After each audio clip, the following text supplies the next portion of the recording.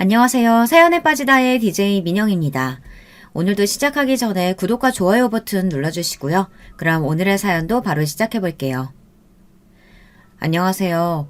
매번 남들의 사연을 듣기만 하다가 처음으로 용기를 내어 제 이야기를 적어 보내봅니다. 글재주가 별로 없어 채널에 올라온 사연들처럼 재밌게 이야기를 풀어나갈 수 있을지 모르겠네요.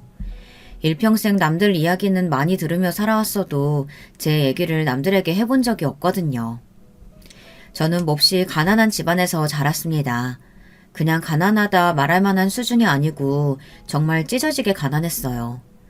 저희 부모님께서는 젊은 시절 두 분 다 의료공장에서 일하셨고 그곳에서 눈이 맞아 결혼을 하셨다고 합니다. 어려운 형편이었지만 당시에는 두 분 다 젊으시고 열심히 일할 만한 체력이 있었기에 어떻게든 한 푼 두 푼 아끼며 삶을 이어나가셨다고 해요. 그러나 당연히 두 분이서 공장에서 일해 벌 수 있는 돈은 몹시 적은 금액이었고 형편은 나아질 기미가 보이지 않았다고 합니다. 게다가 두 분은 노쇠하신 할머니까지 모시며 살아야 했기에 더욱더 어려운 형편이었어요. 그런 힘든 환경 속에서도 어머니 아버지께서는 3남매를 낳아 기르셨고 저는 3남매 중에 장녀였습니다. 제가 어렸을 적 살던 집은 아주 낡고 오래된 구옥이었습니다. 아버지가 어렸을 적부터 살아오신 집이었기에 구옥 중에서도 몹시 오래된 편이었어요. 문 사이로 우풍이 들어오거나 쥐나 벌레가 방을 드나들 정도로 열악한 환경이었죠. 하지만 어린 시절에 저는 그런 집에 아무런 불만이 없었습니다.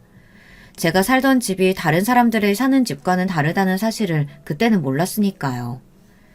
저와 동생들은 학교에 들어갈 나이가 될 때까지 부모님이 일을 나가 계시는 동안 낡은 집에서 아프신 할머니와 함께 지냈습니다. 어린 저와 동생들이 주로 하며 놀았던 놀이는 누가 먼저 곤충을 발견해 잡아오나 그런 것들이었어요. 집 주변의 들판을 뛰어다니며 삐비를 뽑아먹기도 했죠. 혹시 여러분도 삐비를 알고 계시려나요? 시골에선 흔히 볼 수 있는 풀이었는데 요즘은 보기가 많이 힘들어졌다고 하더라고요. 삐비 여러 개를 모아 껍질을 쑥 벗겨 하얀 속살을 씹으면 꼭 껌 같은 식감의 단맛이 입에 퍼졌어요. 가난한 형편에 간식은커녕 끼니도 제대로 챙겨 먹지 못했던 시절이었으니 꽃을 따다 꿀을 빨아먹기도 하고 메뚜기를 잡아 구워 먹기도 했습니다. 그때는 온갖 자연이 전부 우리의 놀이터이자 식량 창고였죠. 저희 집은 몹시 가난하긴 했으나 결코 불행한 가정은 아니었습니다. 부모님께서는 몹시 금슬 좋으신 부부였고 언제나 저희를 먹여 살리기 위해 열심히 일하셨어요. 어머니께서는 하루 종일 의료공장에서 미신기를 돌리며 제복 일을 하셨고 아버지께서는 지게차를 운전하시며 우류들을 나르셨습니다. 두 분은 모두 새벽같이 일을 나가 해가 다 졌을 때쯤에야 피곤한 몸을 이끌고 집에 돌아오셨지만 저희 앞에서는 언제나 웃는 얼굴이셨어요. 늦은 밤이면 가족들 모두가 한 방에 둘러앉아 군고구마를 먹으며 이야기꽃을 피웠던 기억이 납니다. 그러던 어느 날이었어요. 그날도 평소와 다름없이 동생들을 데리고 바깥에서 한참을 놀다가 늦은 저녁이 되어서야 집에 돌아갔습니다. 말도 없이 늦게 들어왔다고 어머니께서 화를 내실까 걱정이었는데 웬일로 부모님께서는 두 분 다 아직 집에 돌아오시지 않았더라고요. 집에 계셔야 할 할머니께서도 보이지 않았습니다. 집은 텅텅 비어 있었고 인기척이 전혀 느껴지지 않았어요. 모두 어디로 가버린 것인지 알 수 없었지만 저는 일단 동생들을 데리고 방에 들어가 어른들을 기다렸습니다. 그러나 시간이 아무리 흘러도 그 누구도 집으로 돌아오지 않았어요. 어린 동생들은 배가 고프다고 울기 시작했어요. 주방을 뒤져보았지만 먹을 만한 것은 아무것도 나오질 않았고 결국 저는 줄임배를 움켜잡고 동생들을 달래며 긴 밤을 보내야 했습니다. 그날 밤 어떻게 잠들었는지 기억도 잘 나지 않아요. 눈을 떴을 때는 이미 날이 밝아 있었고 집 마당에 시끄러운 소리가 들려왔습니다. 급하게 자리에서 일어나 문을 열고 나가자 대문 앞에 마을 사람들이 몰려 웅성거리고 있었어요. 그리고 그 사이에서 어머니와 아버지가 모습을 보이셨습니다. 아빠, 다리가 왜 그래요? 그날 사람들 사이로 힘없이 대문을 걸어 들어오시던 아버지의 모습이 아직도 생생합니다. 한 팔로는 어머니의 부축을 받고 한 팔로는 목발을 집은 채 걸어오시고 계셨어요. 아버지의 한쪽 다리는 무릎 밑으로 아무것도 보이지 않았습니다. 부모님께서는 두 분 다 몹시 침울한 얼굴이었고 어머니께서는 웅성대는 사람들을 향해 모두 그만 돌아가달라고 소리를 치셨어요. 마루에 걸터 앉으신 아버지께서는 제 물음에 아무런 대답 없이 그저 한숨만을 내쉬셨습니다. 어머니께서는 그런 아버지 곁에서 한참을 아무 말 없이 우셨어요. 어렸던 저는 그 상황이 도무지 이해가 가질 않았습니다. 도대체 무슨 일이 일어났던 건지, 할머니는 어딜 가신 건지, 아버지의 다리는 왜 이상한 모양이 되었던 건지. 그 뒤로 아버지께서는 공장에 나가지 않으셨어요. 매일같이 방에 틀어박혀서 하루 종일 나오지 않으셨죠. 저희와도 아무런 대화를 나누시지 않았습니다. 아버지께서는 완전히 다른 사람이 된 것 같았어요. 밤늦게 공장에서 돌아오신 어머니께서 한참 동안 방 앞에서 차마 아버지를 부르시지도 못하고 서성이시던 모습이 기억에 남아있어요. 그 이후로 저희 집은 온통 침울한 분위기만이 가득했습니다. 그렇게 냉랭한 나날들이 계속되던 어느 날 어머니께서는 할 말이 있다며 저를 부르셨습니다. 지금 살고 있는 집을 팔고 도시로 이사 가려고 한다. 나 혼자 벌어오는 공장 봉급으로는 갈수록 빚만 늘어나고 있는 판국이야. 어린 너한테까지 이런 얘기 다 털어놓게 되어 미안하지만 넌 맞이 잡니? 앞으로도 네 아버지가 저런 식이라면 난 더 바빠질 거고 너희한테 신경을 기울일 여력이 없을 거야. 이사 준비부터 시작해서 네가 도와줄 일이 많아. 내가 없을 땐 네가 동생들을 지금처럼 잘 챙겨줘야 돼. 할 수 있겠지? 그렇게 말씀하시는 어머니의 얼굴은 몹시 피곤하고 힘들어 보이셨어요. 저는 애써 고개를 힘차게 끄덕였습니다. 어머니께서는 그런 제게 착하다, 착하다라는 말을 반복하시며 등을 토닥여 주셨어요. 그렇게 저희는 오랫동안 살던 낡은 구옥을 떠나 도시로 이사를 가게 되었습니다. 새로 이사를 가게 된 집은 아주 오래된 빌라의 반지하 단칸방이었습니다. 5식구가 다닥다닥 붙어 있어야만 겨우 누울 자리가 마련될 정도의 작은 크기였죠. 전에 살던 구옥에서도 비가 오는 날이면 물이 새고 틈만 나면 쥐가 튀어나오곤 했지만 반지하방은 구옥보다도 훨씬 좋지 않은 환경이었습니다.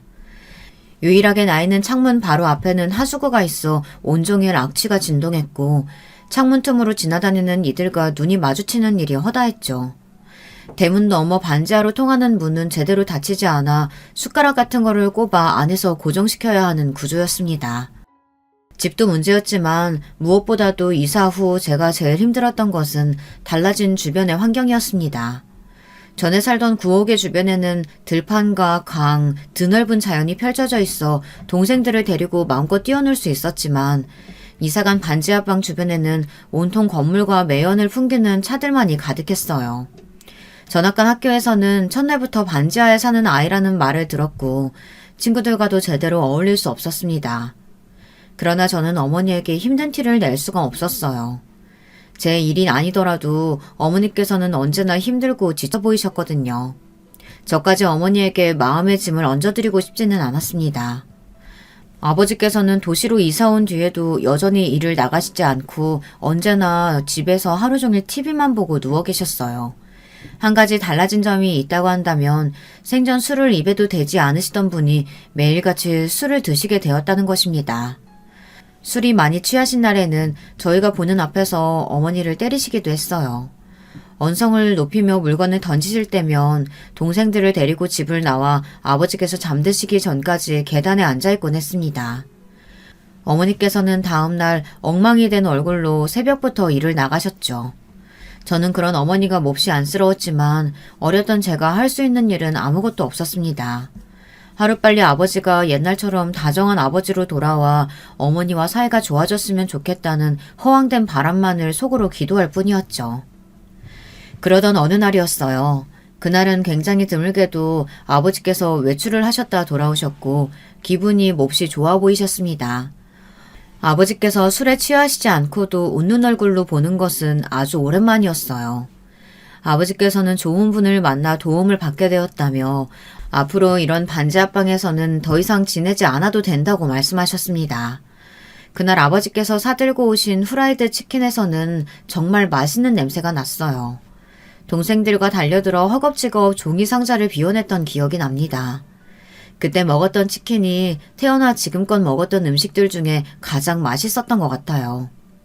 지금은 나름대로 고급 음식들을 자주 먹고 있는데도 말이죠. 그날 이후로 아버지께서 사주신 음식을 다시는 먹지 못했기 때문에 더 그런 생각이 드는 걸지도 모르겠습니다. 바로 다음날 어머니와 아버지는 완전히 갈라서시게 되었으니까요. 다음날 제가 눈을 떴을 때는 집안이 아주 조용했습니다. 얌전히 기다리고 있으면 아버지께서 오늘도 치킨을 사오시려나 하는 기대를 안고 동생들과 시간을 때우며 날이 저물 때까지 기다렸어요. 그러나 밤이 되었는데도 집에는 어머니도 아버지도 돌아오지 않으셨고 동생들과 저는 찬장에 있던 라면을 꺼내 부숴 먹고는 기다리다 지쳐 잠에 들었습니다. 시끄러운 소리에 눈을 떴을 때는 새벽녘이었어요. 어머니께서는 커다란 가방에 짐을 싸고 계셨고 아버지께서는 그런 어머니께 소리를 지르며 말싸움을 하고 계셨습니다. 나 이제 더 이상 당신 같은 사람하고는 못 살아. 그동안 내가 얼마나 참고 살아왔는지 알아? 당신 다리 그렇게 됐을 때도 난 당신 믿었어. 당신이 금방 극복하고 우리 가족 위해서 일어나 줄 거라고. 근데 당신 꼴을 좀 봐. 당신 그동안 어떻게 살았어? 내가 애들 먹여 살리기 위해서 밖에서 온갖 굳은 일 다 하면서 지낼 동안 당신은 집에서 도대체 뭘 하면서 살았냐고. 그 돈 매일같이 내 몸 갈아가며 모았던 돈이야.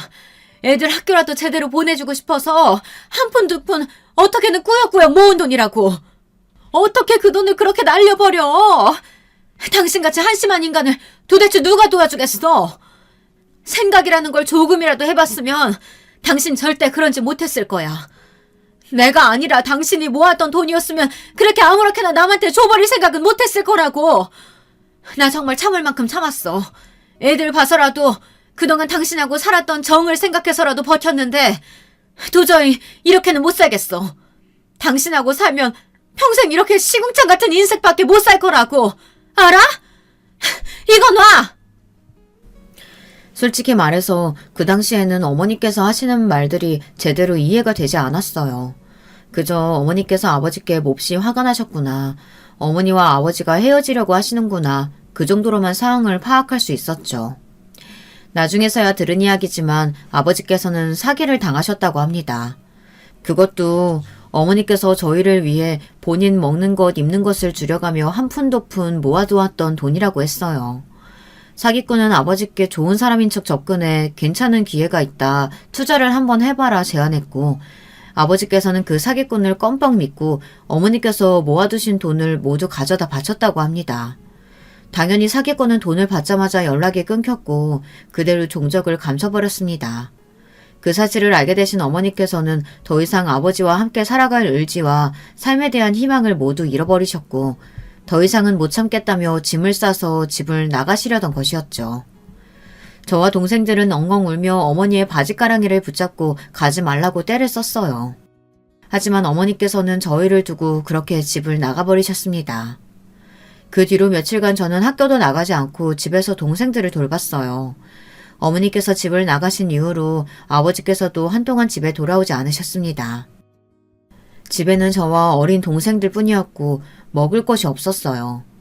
동생들은 배고프다고 울며 저를 보챘고 저도 등가죽이 배에 달라붙기 직전이었습니다. 결국 저는 같은 빌라에 살고 계시던 집주인 아주머니를 찾아가 자초지종을 설명하고 먹을 것을 얻어왔습니다. 아주머니께서는 사정이 딱해서 도와주기는 하지만 지금도 월세가 많이 밀려있다며 이번 달 안에 월세를 내지 못하면 방을 빼고 나가야 한다고 말씀하셨습니다. 너희 부모님 혹시 너희 버리고 도망간 건 아니지? 확실히 돌아오기는 하는 거지? 하는 아주머님의 물음에 괜시리 당연하죠! 하고 소리를 빽 지르고 돌아왔던 기억이 나요. 아주머니 앞에서는 화를 냈지만 당시에 저는 솔직히 너무 무서웠습니다. 이대로 부모님이 두 분 다 돌아오시지 않으면 어떡하지 이런 두려움에 눈물이 났어요. 아무것도 모르는 동생들도 계속해서 울며 어머니를 찾았습니다.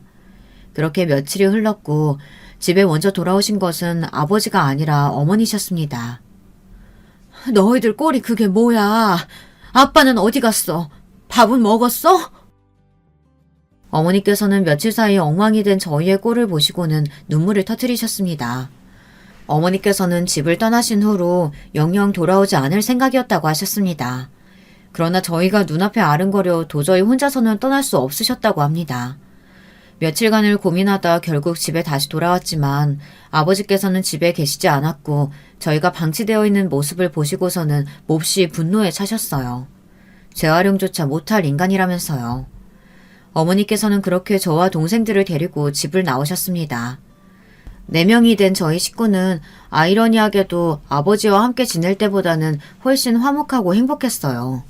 물론 새로 구한 집도 여전히 오래된 빌라의 단칸방이었고 형편도 넉넉치는 않았지만 매일같이 방에 들어누워 술을 마시거나 물건을 던지시며 욕을 하시던 아버지가 사라진 집안은 몹시 평화로웠습니다. 어머니는 여전히 아침부터 저녁까지 저희를 먹여 살리시기 위해 일을 하시느라 바쁘셨기에 집안일을 온전히 저의 몫이었어요. 저는 학교를 다니면서도 집안 청소며 빨래, 동생들의 뒷바라지를 모두 도맡아 했습니다. 그렇게 시간이 흘러 저는 고등학생이 되었고 그날 평소보다 조금 일찍 집에 돌아오신 어머니께서는 드물게도 혼자 술잔을 기울이셨습니다. 그런 어머니의 맞은편에 앉아 오늘 밖에서 무슨 일 있으셨냐며 조심스레 물었어요. 그러니 어머니께서는 한숨을 쉬시며 잠시 뜸을 들이셨어요. 그러다 입을 여셨죠. 오늘 연락받았는데 네 아빠가 죽었대. 간암에 걸려서 죽었다고. 그렇게 술을 마셔대더니 내 그럴 줄 알았다. 갑작스러운 소식에 저도 기분이 이상했어요. 분명 아버지를 많이 원망하기는 했지만 그래도 어린 시절에 아버지와 함께했던 좋은 기억들도 조금은 남아있었으니까요. 뭐라고 대답을 해야 할지 망설이던 차에 술잔을 기울이시던 어머니께서 다시 이야기를 시작하셨습니다. 그날은 유난히 날씨가 덥던 여름날이었어. 미신기를 돌리는데 땀이 뚝뚝 떨어져서 옷감이 젖을 정도였지. 공장 안은 완전히 찜통이었어. 환기구가 돌아가곤 있었지만 시원하기는커녕 완전히 뜨거운 바람만이 불었다. 몹시 다들 지쳐 있었어. 멍하니 미신기를 돌리고 있는데 갑자기 바깥쪽에서 커다란 소리가 났어. 뭔가 무거운 것이 바닥에 떨어지는 듯한 소리였고 사람들이 웅성거리는 소리가 이어졌다.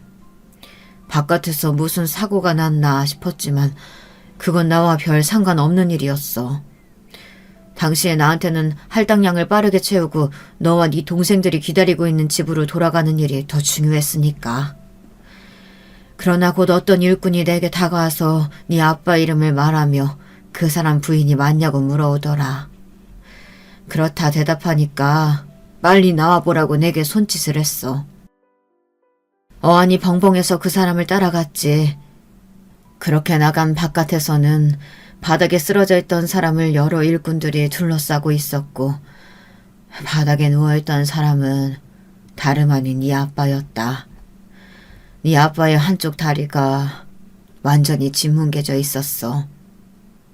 철제 박스가 네 아버지 위로 쓰러졌고 미처 피하지 못했던 그 사람은 한쪽 다리를 잃고 만 거야. 그날은 정말 더웠고 온몸에 땀이 비오듯이 나더구나. 눈앞의 풍경이 실제인지 환상인지 분간이 가지 않았어.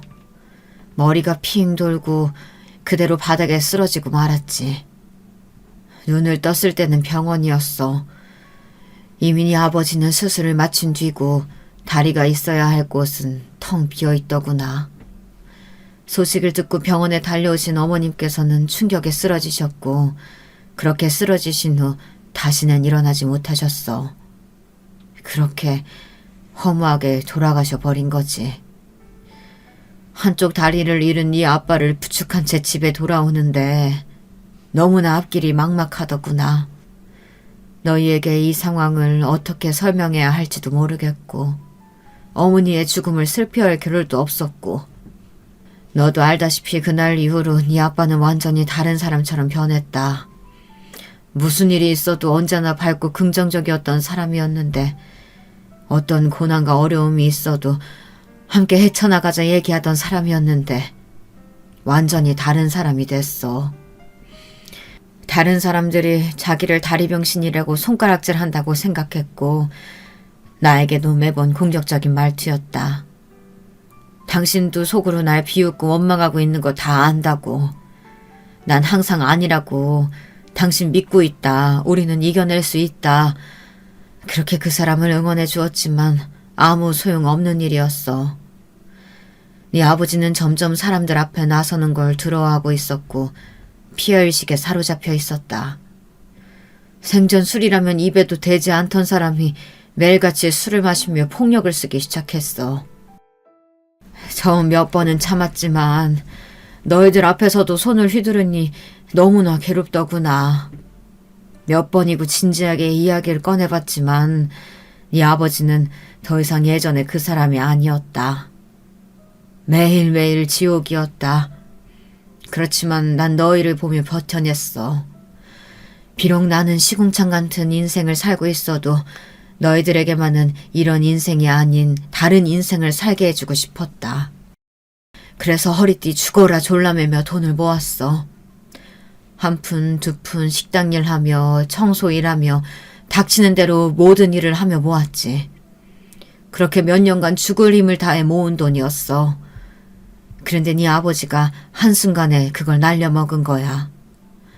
그 사기꾼은 투자를 하면 돈을 몇 배로 다시 돌려주겠다고 호언장담했고 네 아버지는 순진하게도 그 말을 모두 믿고 통장을 가져다 바치고 보증까지 섰다. 사기꾼은 그 모든 걸 받고 종적을 감췄고 그 사실을 알게 된 순간 난 정말 죽고 싶은 마음뿐이었어. 지금껏 어떻게든 버티며 꾸역꾸역 살아온 내 인생, 내 모든 세월이 부정당하는 기분이었다. 그렇게 집을 나갔고 실은 그날 목숨을 끊을 생각이었지. 근데 너랑 네 동생들 얼굴이 눈앞에 아른거려서 도저히 혼자서는 죽을 수가 없더구나. 너한테는 항상 미안한 마음뿐이다. 내가 힘들다는 핑계로 네게 너무 무거운 짐을 지은 거 다 알고 있다. 내게는 평생 사죄해도 모자라.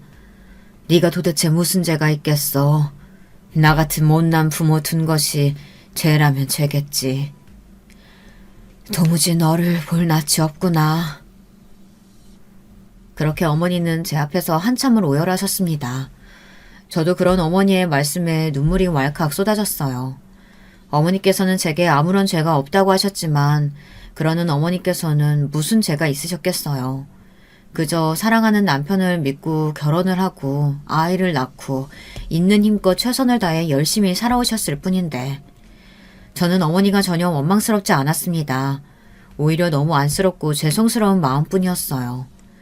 그리고 지금껏 어머니께서 조금이나마 마음의 짐을 더실 수 있도록 더 열심히 어머니를 돕고 동생들 뒷바라지를 하며 살아왔습니다. 저는 비록 대학교에 진학하지 못했지만 동생들만은 많이 배우기를 바랬고 고등학교를 졸업한 후 낮에는 마트에서 계산원 일을, 밤에는 청소 일을 했어요. 몸은 몹시 고되고 힘들었지만 동생들이 좋은 대학에 진학하는 모습을 보며 너무나 행복했습니다. 당시의 제 삶은 언제나 저보다는 어머니 그리고 동생들이 먼저였어요. 저의 행복보다는 가족들의 행복이 우선이었고 저는 배고프더라도 동생들은 하나라도 더 먹이고 싶은 마음이었습니다. 어머니께서는 그런 저에게 언제나 미안한 마음을 가지고 계셨기에 동생들도 모두 대학에 진학했고 자기 앞가림은 스스로 할 수 있는 나이가 되었으니 이제는 너도 네 삶을 더 돌보라고 말씀하셨어요. 그러나 막상 저 스스로를 돌보려고 하니 뭐부터 시작해야 할지 잘 모르겠더라고요. 저는 지금껏 살아오며 여운이 즐거움이니 그런 것들을 즐겨본 적이 없었으니까요. 안녕하세요. 요즘 날씨가 참 덥죠. 뵌지는 꽤 오래됐는데 인사를 드리는 건 처음이네요. 그런 제 삶에 나타났던 즐거움은 다름 아닌 저희 남편이었습니다. 남편과 처음 만난 것은 제가 일하던 마트에서였어요. 남편은 마트에 식자재를 배달하던 트럭 기사였고 더운 날씨에 남편이 제게 음료수를 나눠주며 우연히 이야기를 나누게 되었습니다. 남편과 저는 비슷한 점이 참 많은 사람이었어요. 남편도 저처럼 아주 어려운 환경에서 자라온 사람이었고 어렸을 적부터 홀어머니를 모시고 살아왔다고 했습니다. 남편의 어머니께서는 아버지에 대한 이야기를 한 번도 해주신 적이 없었고 아버지께서 어떤 사람인지 왜 어머니 혼자 남편을 낳고 키우셨던 건지 아무것도 아는 것이 없다고 했어요.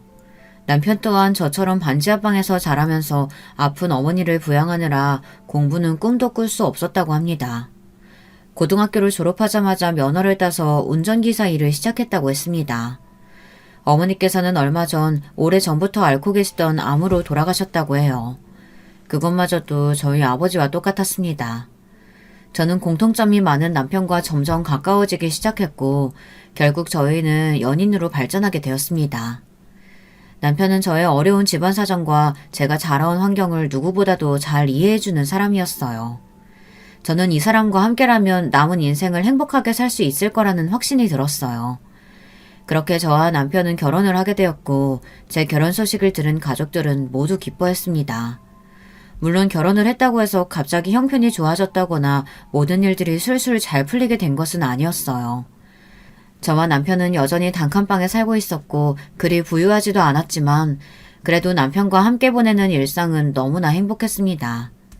주말마다 가까운 곳으로 나들이도 가고 가끔은 외식도 하고 함께 장도 보면서요. 그렇게 평화로운 나날들이 계속되던 어느 날이었어요. 여보, 사실 할 말이 있어. 사실 나 어제 우리 아버지 만나고 왔어. 지난 세월 동안 한 번도 먼저 남편과 시어머니를 찾은 적이 없으셨던 시아버지께서 갑작스레 남편에게 연락을 해오셨다고 했습니다. 갑작스러운 연락이 당황스럽기는 했지만 남편은 언제나 아버지에 대해 궁금해했었고 결국 시아버지를 만나러 다녀왔다고 했어요. 아버지께서 연락이 오셨다는 것만으로도 충분히 놀랄 일이었는데 더 놀라운 소식은 그것뿐만이 아니었습니다. 약속 장소에 나타나신 시아버지께서는 무려 한 회사의 사장님이셨고 한눈에 봐도 몹시 부유해 보였다고 했습니다. 약속 장소도 남편은 태어나 한 번도 가본 적 없던 고급 식당이었고 정말 이런 사람이 내 아버지가 맞나 하는 생각마저 들었다고 했습니다. 솔직히 처음에는 원망스러운 마음이 먼저 들었어. 이렇게 부유한 형편에 돈이 많은 사람이었다면 나랑 어머니를 왜 그런 환경에서 살게 둔 건지. 조금이나마 도움을 줄 수는 없었던 건지. 그런데 아버지께서는 그동안 내 존재를 모르고 살아오셨다고 하더라. 어머니와 아버지께서는 젊은 시절에 연인이셨대. 그런데 어머니께서 어느 날 갑자기 이별을 통보하고 사라져버리신 거야. 어머니께서는 아버지 집안에 비해 몹시 가난한 집안 출신이셨거든. 아버지께서는 어머니와 결혼할 생각이셨지만 당연히 집안에서는 반대가 심했고 어머니께서는 그런 아버지를 위해 본인이 사라져주는 게 맞다고 생각했나 봐. 애써 매정하게 이별을 말하고 떠나셨던 거야. 그런데 이별을 한 뒤에서야 뱃속에 내가 이미 자라고 있었다는 사실을 깨달으신 거지. 결국 어머니께서는 어려운 환경에서 날 혼자 키우셨고 아버지께서는 그 뒤로 사라진 어머니를 그리워하시다가 집에서 정해준 정혼자와 결혼하셨대. 시아버지께서는 정혼자였던 아내와 결혼해 아들도 낳고 오랫동안 함께 살아오기는 했지만 세월이 지난 지금까지도 여전히 남편의 어머니가 간간히 떠올랐고 몹시 그리우셨다고 합니다.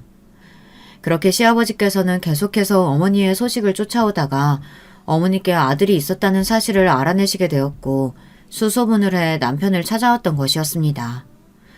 시아버지께서는 늦었지만 지금이라도 아버지 노릇을 하고 싶다며 남편을 돕고 싶다 말씀하셨지만 남편은 도와주실 것 없다. 지금도 충분히 잘 살고 있다며 시아버지의 도움을 거절했습니다. 그러나 시아버지께서는 지금이 아니더라도 언젠가 도움이 필요하게 된다면 꼭 말해달라고 남편의 약속을 받아내셨다고 해요. 앞으로는 가족처럼 서로 왕래하며 지내고 싶다는 뜻을 내비치셨다고 합니다. 남편은 지금 가족이 있으시지 않느냐. 아버지께서는 몰라도 그 사람들은 저를 가족이라고 생각하지 않을 거라며 거절했지만 시아버지께서는 계속해서 간곡히 부탁을 해오셨다고 해요. 결국 끈질긴 설득에 남편은 고개를 끄덕였다고 합니다. 그렇게 남편과 저는 시아버지의 가족들과 만남을 가지게 되었어요. 시댁에서는 매달 한 번씩 가족들끼리 저녁 식사를 하는 문화가 있다고 해요. 시아버지께서는 그 식사 자리에 저희를 초대해 주셨고 저와 남편은 몹시 떨리는 마음으로 시댁을 찾았습니다. 처음 만난 시어머니와 도련님께서는 걱정과는 다르게 저희를 꽤 살갑게 맞이해 주셨어요. 시어머니께서는 시아버지와 처음 결혼할 때부터 남편의 어머니에 대한 이야기를 알고 있었다며 이미 다 지난 일이고 악감정은 없다고 말씀하셨습니다. 한때는 내가 네 어머니 자리를 뺏었다는 생각도 했었지. 애초에 이 양반과 결혼한 것도 집안에서 정해준 혼사였으니 나도 나 싫다는 남자가 그리 반갑지는 않았다. 지금 와서야 다 지난 일들이니 아무 상관없긴 하다만 이렇게 장성한 아들이 있다는 얘기 들었을 때는 조금 놀랍긴 하더구나. 우리 아들이 어렸을 때부터 형 갖고 싶다고 졸라대곤 했거든. 뭐 이제라도 이렇게 만나게 돼서 다행이라고 해야 할지. 시어머니의 장난스러운 말씀에 저와 남편도 금세 긴장이 풀렸어요. 식사 자리는 나름 화기애애하게 진행되는 듯 했어요. 그러나 한 가지 문제가 있었습니다. 바로 동서였어요. 동서는 시어머니와 도련님과는 다르게 저희를 그닥 반기지 않는 눈치였습니다. 반기지 않았다는 표현은 너무 얌전한 표현인 것 같아요. 동서는 저희를 몹시 멸시하는 듯 보였습니다.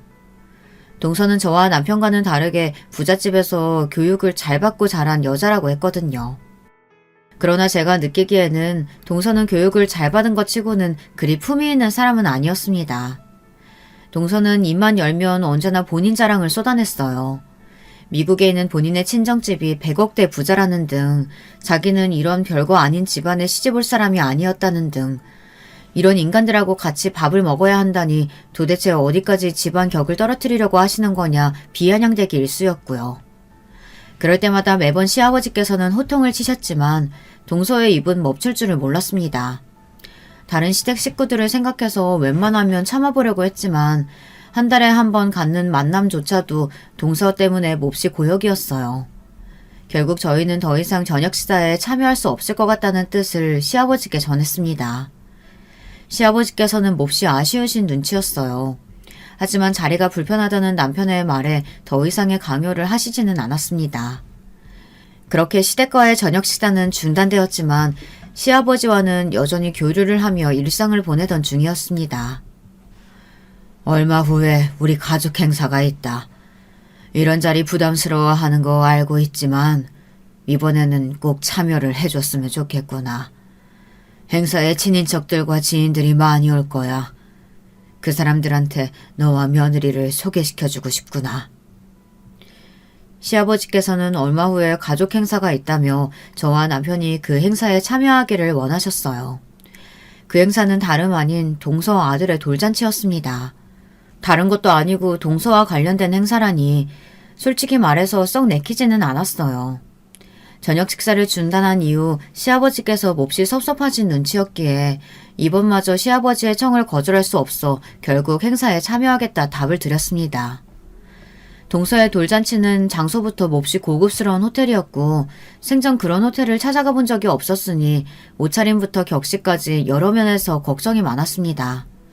남편과 함께 큰맘 먹고 아울렛에 가서 좋은 옷도 한 벌씩 사입고 그래도 축의금을 내기는 해야 할 것 같아 깨끗한 돈으로 10만 원을 마련해 봉투에 넣어갔습니다. 본인 입으로 100억대 부자라는 동서의 눈에 10만 원이 어디 돈처럼 보이기나 하겠냐마는 저희 형편으로는 나름대로 신경을 쓴 수준이었어요. 그렇게 시간이 흘러 동서 아들의 돌잔치 날이 되었고 저와 남편은 떨리는 마음으로 호텔을 향했습니다. 돌잔치장 입구 앞은 누가 봐도 비싸고 좋은 옷을 입은 사람들로 가득했고 저와 남편은 낙동강 오리알처럼 그 사람들 사이에 어색하게 서 있었습니다. 축의금을 받는 것처럼 보이는 곳이 있길래 조심스레 다가가 봉투를 내밀며 액수를 적으려는데 저희 말고 다른 사람들은 모두 입이 떡 벌어지는 액수를 냈더라고요. 무슨 아이 돌잔치에 그렇게까지 많은 돈을 쓰는지 저와는 너무 다른 세계같이 느껴졌습니다. 차마 10만 원이 들어있는 봉투를 내밀 수 없어 그 앞에서 쭈뼛쭈뼛 망설이던 차였어요. 그런 저희가 남들이 보기에도 몹시 이 자리와는 어울리지 않는 사람들이었는지 갑작스레 정장을 입은 사람들이 저와 남편 옆으로 다가왔습니다. 당신들 오늘 행사와 관련된 사람들 맞습니까? 초대장 있어요? 네? 초대장이요? 그런 거 없는데. 저희 오늘 행사하는 사람들 가족이에요. 아이 아빠가 이 사람 동생이거든요. 동서! 난처한 상황에 처해 있던 차에 마침 아이를 품에 안고 손님을 맞이하던 동서와 눈이 마주쳤어요. 그때만큼 동서가 반갑게 느껴졌던 적이 없었죠. 그러나 당연히 다가와서 도움을 주리라고 생각했던 동서는 마치 저희를 처음 보는 사람인 양 인상을 찌푸리고 고개를 돌렸어요. 아무 일도 없었다는 듯 다른 손님들을 맞이했습니다. 누가 이런 잡상인들 함부로 들였어? 당장 쫓아내! 경원들은 그런 동서의 태도에 저와 남편의 양팔을 잡고 당장이라도 행사장 밖으로 저희를 쫓아낼 기세였어요. 그런 게 아니라 정말 가족이 맞다고 소리를 쳤지만 아무도 들어주질 않았습니다. 너무나 억울하고 부끄러워서 눈물이 날 것 같았어요. 지금 내 며느리한테 뭐 하는 짓인가? 당장 내려놓지 못해?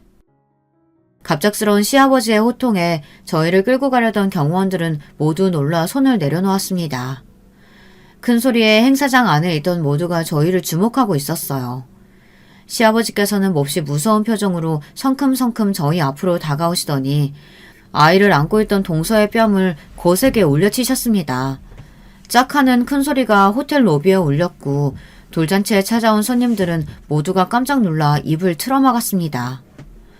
그동안 네가 오만방자하게 구는 걸 전부 참고 넘어갔지만 더 이상은 안 되겠다. 어디서 이 많은 사람들 앞에서 내 아들 부부를 잡상인 취급을 해? 네가 뭐가 그리 잘났다고 이리 의면수심 구는 거냐? 아버님, 지금 뭐 하시는 거예요? 제가 저 사람들에 비하면 잘났죠. 저런 못 빼어먹은 집 사람들하고 저를 어떻게 비교하세요? 미국에 계시는 저희 부모님께서 제가 뺨 맞은 걸 아시면 가만히 있지 않으실걸요. 너라는 애는 아주 입만 열면 거짓말이구나. 내가 그동안 정말 몰라서 네 거짓말 눈 감아준 줄 알아? 네? 아버님, 그게 무슨 말씀이세요? 저희 부모님은 미국은 무슨! 시끄럽다! 이 많은 사람들 앞에서 더 망신당하고 싶지 않으면 당장 둘한테 제대로 사과해라. 시아버지의 말에 기세등등했던 동서의 얼굴이 새파랗게 질리더라고요. 주변에 모두가 저희들을 바라보고 있었고 동서는 입술을 꾹 깨물고는 저희 앞에 다가와 고개를 숙였습니다. 형님, 죄송합니다. 제가 잠시 사람을 헷갈렸던 것 같아요. 일부러 그랬던 건 아니에요. 제가 흥분해서 말실수했어요. 용서해 주세요. 어째 여기서 제일 못 배워먹은 건 너 같구나. 말하는 꼴하고는. 동서의 사과에도 시아버지께서는 불만이 가득한 표정이었어요. 하지만 돌잔치가 시작될 시간이었고 결국 사건은 그렇게 일단락되었습니다. 그 뒤로 동서는 저와 남편을 대하는 태도가 180도 변했습니다. 전에는 걸핏하면 못 배워먹었네 어쩌네, 가난한 집안 출신은 이래서 안 되네 하며 시비를 걸어오더니 갑작스럽게 형님 하며 친한 척을 해오더라고요. 이제 와서 동서와 친하게 지내고 싶은 마음도 전혀 없었고 무슨 이유에서인지 갑작스레 살갑게 굴어오는 모습이 오히려 더 불편하게 느껴졌습니다. 동서가 먼저 말을 걸어올 때마다 저는 언제나 칼같이 이야기를 잘랐어요. 동서는 그런 제 태도가 마음에 들지 않는 듯 했습니다. 저랑 얘기 좀 해요, 형님. 도대체 뭐가 문제예요? 제가 얼마나 더 형님 비위를 맞춰드려야 하는데요. 이만큼 했으면 됐잖아요.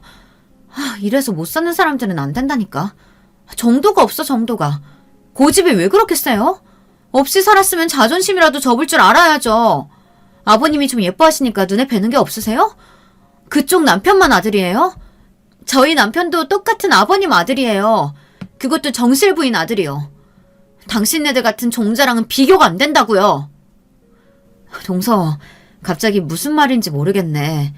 없이 살았으면 자존심이라도 접을 줄 알아야 한다니. 내가 언제 동서 앞에서 자존심 부린 적 있어? 오히려 그건 내가 하고 싶은 말이야. 동서야말로 자존심 좀 그만 부려. 부잣집에서 좋은 교육받고 자랐다는 사람이 왜 그렇게 품위가 없어? 처음 만나는 자리에서부터 사람 면전에 대다고 욕할 때는 언제고 이제 와서 갑자기 왜 친한 척이야? 뭔가 캥기는 거라도 있는 모양이지? 뭐예요? 내가 캥기는 게 뭐가 있다고 그래요? 모 눈에는 뭐만 보인다더니 어이가 없어서. 그렇게 동서는 화를 내며 먼저 자리를 떠버렸고 그 이후로 되지도 않던 착한 동서 놀이는 끝이 났는지 제게 친한 척 말을 걸어오지는 않았어요. 그렇지만 시아버지 앞에서는 여전히 순한 양처럼 굴었습니다. 동서가 시아버지께 뭔가 약점이 잡힌 것이 분명했어요. 심증은 있었지만 물증은 없었죠. 그날의 일을 직접 목격한 것은 저와 남편뿐만이었으니 시어머니와 도련님께서는 전혀 아는 바가 없어 보였고요. 그렇게 묘한 기류가 흐르던 날들이 계속되었고 얼마 지나지 않아 일이 터졌습니다. 그날은 시아버지의 생신이었고 가족들은 물론 회사 사람들이 모두 모여 생신 기념 피로연을 열었습니다. 시아버지께서는 지난 가족 행사에서 저와 남편을 제대로 소개시키지 못했다며 이번 행사에서는 정식으로 인사를 시키겠다고 말씀하셨어요. 남편은 조금 부담스러워하는 눈치였어요. 그러나 시아버지께서 완고하셨고 결국 행사 중간에 남편을 옆으로 불러 세우셨어요. 여러분, 제가 얼마 전에 찾게 된 저희 장남입니다. 오랜 세월 동안 존재조차 모르고 있다가 이제야 만났죠. 저와 쏙 빼닮지 않았습니까? 하하하, 정식 소개가 늦었네요. 옆에는 제 첫째 며느리입니다. 이제 한 가족이나 다름없는 사람들이니 잘 부탁드립니다. 남편과 저는 어색하게 웃으며 연회장 안의 사람들과 인사를 나눴어요. 동서는 그 모습을 몹시 아니꼽게 바라보고 있었죠. 인사가 끝나갈 때쯤 시아버지께서는 저희 앞으로 처음 뵙는 남자분을 데려오셨습니다. 이쪽은 내 오랜 친구. 미국에서 지내시다 오랜만에 한국 들어와서 얼굴도 볼 겸 초대했네. 아, 그러고 보니 우리 둘째 며느리랑은 아는 사이일지도 모르겠구만. 자네가 강의하는 그 대학 출신이거든. 그래? 한인 동문회에서 본 적이 없는데 무슨 과라고 했었지? 내 주변에 아는 사람이 있을지도 모르겠네. 그러니까 제가 학교 다닐 때 당시에 좀 바빴거든요. 네, 많이 바빴죠. 그리고 한인들보다는 외국인들하고 주로 어울리기도 했고요. 제가 미국에서 태어나서요. 한인 동문회 같은 게 있었나요? 전 들어본 적이 없는데요. 그리고 전공은 경영학, 문학이었어요. 문학과였죠. 동서는 갑작스러운 시아버지 친구분의 물음에 몹시 당황한 눈치였고 버벅거리며 제대로 대답을 하지 못했습니다. 필요한 자리에 참석했던 사람들은 모두 그런 동서를 보며 의아한 얼굴이었어요. 한인 동문회를 들어본 적이 없다니? 문학과? 우리 대학엔 그런 과가 없는데 뭔가 잘못 알고 있는 거 아닌가? 제가 헷갈렸네요. 제가 나온 대학은 그 대학이 아니라 그 대학 바로 옆에 있던... 그만하면 충분하다. 도대체 언제까지 그 웃기지도 않은 연극을 할 생각이냐? 네 입으로 먼저 모든 거짓말 밝히고 사과하면 조금이라도 아량을 베풀어 주려고 했더니만. 네가 외국 대학은커녕 고등학교 졸업도 못했다는 사실 다 알고 있다. 부모님이 미국에 계신 게 아니라 오래전에 돌아가셨다는 사실도. 아버님, 그럼 아버님께서 일부러 이 사람 데려오신 거예요? 절 곤란하게 만드시려고요? 널 곤란하게 만든 건 내가 아니라 스스로겠지. 하나부터 열까지 거짓말로 우릴 속여놓고 어디서 뻔뻔하게 언성을 높여? 오늘부로 너는 내 며느리도 뭣도 아니다. 당장 이 자리에서 나가! 필요한 자리는 그렇게 엉망이 되었고 시아버지와 동서의 대화를 들은 도련님과 시어머니께서도 몹시 충격을 받으신 듯 했습니다. 알고 보니 100억대 부자라던 동서의 친정은 애초부터 존재하지도 않았던 겁니다. 동서는 저와 남편처럼 어려운 집안 출신이었고 몹시 가난한 어린 시절을 보냈다고 합니다. 가난이 지긋지긋했던 동서는 부모님이 돌아가신 후 미국에서 혼자 한국으로 공부하러 온 부자 학생인 척 가짜 자료들을 만들어 신분을 속였습니다. 동서는 위조한 자료들로 여러 집안 자제들과 선을 받고 그러다 도련님을 만나게 되어 가짜 신분으로 결혼까지 했습니다. 시아버지께서는 결혼 후 얼마 지나지 않아 그 사실을 알게 되셨다고 했어요. 처음에는 이 사실을 가족들 모두에게 밝히려고 했지만 이미 동서가 도련님의 아이를 임신한 후였다고 합니다. 동서가 뻔뻔하게 거짓말을 할 때마다 속으로는 기가 차셨지만 시아버지께서는 분란을 만들어 가족의 평화를 해치고 싶지 않으셨다고 했어요. 그러나 동서는 날이 갈수록 거만해졌고 아들을 낳고 난 후로는 더더욱 유세가 심해졌다고 합니다. 시아버지께서는 점점 그런 동서가 거슬리셨고 그런 시아버지의 거슬림에 정점을 찍었던 것이 바로 돌잔치에서의 사건이었죠. 그 뒤로 시아버지께서는 동서의 콧대를 크게 눌러줄 계획을 벼르고 계셨다고 합니다. 출신을 속여 결혼한 것이 모두에게 들통난 동서는 그 뒤로 얼굴을 들고 다니지 못하게 되었습니다. 당연히 도련님과는 이혼 절차를 밟게 되었고요. 아직 어린 동서의 아들에게는 좀 안 된 일이었지만 오히려 이혼이 빠를수록 아이가 엄마를 기억하지 못할 테니 오히려 좋은 일이라 볼 수도 있었죠. 도련님께서는 어쩐지 그동안 동서가 이상한 낌새를 자주 보였다며 혀를 찼습니다. 미국에서 살고 왔다는 사람이 어렸을 적 추억 얘기를 전혀 못할 때부터 의심을 했어야 하는데 그저 시간이 오래 지나서 생각이 잘 나지 않을 수도 있다고만 생각했어요. 돌이켜보면 이상한 점이 많았었는데 왜 한 번도 깊게 알아볼 생각을 하지 않았는지. 동서는 친정이 몹시 부자라고 큰소리를 쳐놓고 혼수조차 제대로 해오지 않았었고 해외 자금이라 처리하는 데 시간이 많이 걸린다면서 돈에 관련된 이야기가 나오면 차일피일 미루기만 했었다고 합니다. 아는 사람의 소개로 시작된 선자리였기에 도련님께서는 조금 의문스럽게만 생각했지 동서의 모든 것이 가짜일 것이라고는 상상도 해보지 못했다고 했어요. 물론 그 지인도 동서의 거짓 자료들에 깜빡 속아 도련님께 선자리를 주선했던 것이었죠. 결혼 후 시간이 지날수록 도련님께서는 동서가 외국에서 오래 교육을 받은 부잣집 자제처럼 느껴지지 않을 때가 많았지만 본인이 괜히 예민하게 구는 것일 거라고 생각하고 애써 넘겨왔다며 자조적인 한숨을 내뱉으셨습니다. 혼인소송 결과 동서는 뻔뻔하게도 억울함을 호소했지만 본인의 신분과 여러 자료들을 위조한 점이 사기 결혼으로 인정되었습니다. 결국 동서는 친권과 양육권을 모두 도련님에게 뺏기었고 엄청난 위자료를 물게 되었죠. 게다가 공문서를 위조한 죄로 형사처벌을 받게 되었다고 하더라고요. 땡전 한 푼 없이 시댁에서 쫓겨났으니 무슨 돈으로 위자료와 벌금을 낼지는 저도 모르겠네요. 또다시 어디선가 신분을 속여 사기를 치고 다닐지도 모르는 일이죠. 아마 전과자가 된 지금 거의 불가능한 일이겠지만요. 저와 남편은 얼마 전 결국 시댁 근처의 아파트로 이사를 오게 되었습니다. 계속해서 거절했지만 시아버지께서는 몹시 완고하셨어요.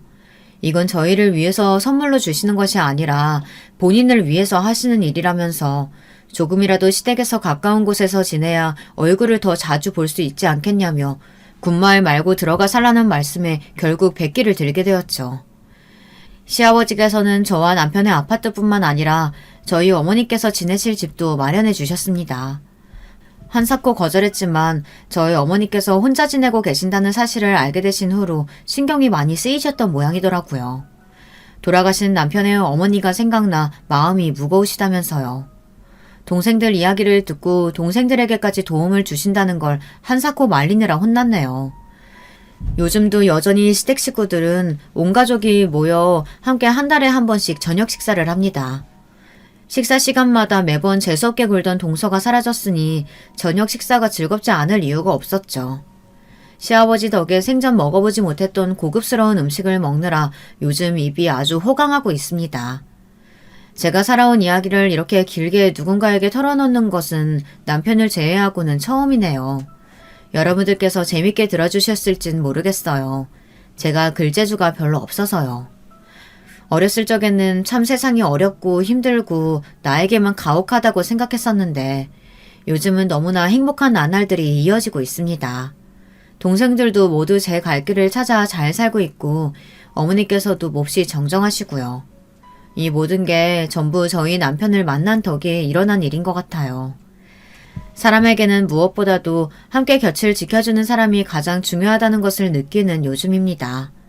여러분의 곁에도 저처럼 좋은 사람들만이 가득하기를, 그리고 언제나 평안하고 행복한 삶이 되시기를 바랄게요. 감사합니다.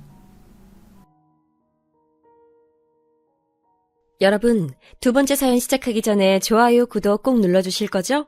그럼 두 번째 사연 바로 시작합니다. 안녕하세요. 저는 서울에서 두 딸과 남편과 행복하게 사는 40대 여자입니다. 얼마 전에 저한테 인생 최고의 사건이 일어났어요. 도저히 혼자만 알고 있기엔 아까워서 제보하게 됐습니다. 저는 제가 이런 경험이 생길 줄은 전혀 기대도 하지 않고 살았는데 동서가 저를 이렇게 만들어줬어요. 동서는 제가 태어나서 만난 사람 중에 제일 특이한 사람이거든요. 여러분도 제 사연 한번 들어보시고 동서에 관해 판단해 주시길 바랍니다. 제 사연을 말하려면 가장 먼저 제 배경에 대해 말하고 넘어가야 이해가 쉬워서 짚고 넘어가자면 저는 지극히 평범한 가정에서 태어났어요. 충분하게 여유로운 집안도 아니고 그렇다고 가난해서 밥을 굶는 집도 아니고 진짜 말 그대로 평범한 집안에서 자랐습니다. 공무원이었던 아버지와 집에서 살림하셨던 어머니, 그리고 저와 남동생 2명까지 그렇게 우리 5가족은 적당히 화목하고 적당히 서로 싸우면서 자랐어요. 남동생들이 저와 나이가 그렇게 터울이 많지 않아 어린 시절을 생각하면 셋이 놀이터에서 하도 놀아서 온몸이 흙으로 덮였던 기억이 납니다. 여자 형제가 없어서 다소 과격했던 저는 하필 나이도 첫째라 동생들을 통솔해야 해서 성격이 어렸을 때부터 장난 아니었대요. 제 기억 속에는 없는데 엄마 말로는 동생들을 괴롭히면 제가 집에서 누워있다가도 일어나서 직접 괴롭힌 아이들을 찾아가서 응징해줬다고 하더라고요. 그 덕분인지 남동생들과는 지금까지도 그렇게 막 사이가 나쁘진 않습니다. 셋이 싸우기도 많이 싸우고 잘 맞을 때는 최고의 친구로 학창시절을 보냈어요. 아버지는 무뚝뚝하셨는데 그래도 우리 가족에겐 나름 다정한 면이 있으셨습니다. 특히 제가 혼자 여자라고 남동생들 몰래 용돈을 더 주시기도 하고 큰딸이 최고라고 저를 많이 예뻐하셨어요. 무뚝뚝한 성격에 말이 많진 않아도 우리를 사랑하는 마음 하나는 최고였습니다. 그렇게 속을 알 수 없는 아버지와 달리 어머니는 3명의 자식들을 한마디로 조용히 시키시는 분이셨어요. 흔히 말하는 대장부 같은 어머니는 어디 가서 당하고 살지 않던 분이었는데 덕분에 남동생들과 저는 사춘기도 조용히 넘어갈 정도였습니다. 그래서 제가 성인이 되기 전의 기억은 그냥 진짜 평범한 대한민국의 일반적인 가정이었어요. 영화에 나오는 것처럼 유난스럽게 화목하진 않아도 적어도 콩가루 집안이거나 불행이 집에 크게 찾아오거나 그러지도 않았습니다. 친척들 간의 문제도 전혀 없었는데 양가 어른들 특징이 다들 조용하시고 문제를 만들기 싫어하는 분들이라 친척 갈등도 없이 지나갔어요. 그러다 제 인생이 바뀌는 계기가 있었는데 정확히 말하자면 제 인생이 아니고 우리 가족 전체의 인생이 바뀐 계기가 있었습니다. 우리는 지방에 있는 광역시에서 살고 있었는데 어머니가 부동산에 굉장히 관심이 많으셨거든요. 상당히 사교적이고 활발한 성격의 어머니는 모임이 유독 많으셔서 우리 3남매의 친구들 모임도 있었고 같은 지역 엄마들과의 모임과 아버지 회사의 아내들 모임 등 사회활동이 아주 많으셨습니다. 그러다 어떤 모임에서 부동산 얘기가 나와서 어머니가 그때부터 부동산에 관심을 크게 가졌는데 정말 너무 운이 좋게 제가 딱 대학에 입학했을 때 우리 집 재산이 2배로 늘어났어요. 엄마가 투자한 게 적절한 시기에 빛을 받고 덕분에 우리 3남매는 대학을 가서 등록금 걱정을 전혀 하지 않아도 됐습니다. 그리고 몇 년이 지나자 등록금 걱정뿐만이 아니고 용돈 걱정도 하지 않아도 될 정도로 어머니의 선구안은 빛을 발하게 됐어요. 어머니가 부동산으로 성공하자 아버지도 어머니를 전적으로 의지해서 두 분이 전문적으로 땅을 보러 다니시더니 우리 집은 금세 남들보다 더 많이 여유롭게 살 수 있게 됐죠. 어머니는 아파트 명의는 거짓말을 하지 않는다고 대학생인 저에게 명의 이전을 시켜주어 저는 졸업도 하기 전에 아파트가 생기기도 했어요. 덕분에 해외여행도 많이 다니고 생활비 걱정 없이 대학 생활을 보내서 아주 감사한 마음을 가졌습니다. 확실히 집에 여유가 생기니 가족들 사이도 더욱 좋아져 우리 5은 여행도 자주 다니고 돈독해졌어요. 그러다 제가 딱 졸업하기 직전에 엄마는 사업을 하나 시작하셨습니다. 워낙 꾸미는 걸 좋아하고 잘하는 엄마는 화장품 사업을 하고 싶다고 진지하게 여기저기 상담을 다녔어요. 본인이 번 돈으로 사업을 한다니까 당연히 응원하면서도 한편으론 걱정되어 아버지와 저도 주변에 많이 물어보면서 정보를 얻었습니다. 아예 뭐라도 있던 회사를 인수하는 것이 아니고 엄마는 처음부터 자신의 회사를 만들고 싶어 하셔서 옆에서 제가 도울 수 있는 것들은 다 도와줬어요. 그러면서 자연스럽게 졸업하고 회사에 나가 일을 많이 도와줬는데 사업도 다 운이라고 하잖아요. 마침 엄마의 회사는 때를 잘 타서 예상보다 큰 수익을 가질 수 있었습니다. 그 모습을 보고 우리 이모는 엄마 사주가 돈줄을 쥐고 태어난 사주라 그렇다고 하던데 저는 엄마가 얼마나 고생하고 많이 신경 썼는지 아니까 오히려 잠도 자지 않고 매진하는 엄마가 안쓰러웠어요.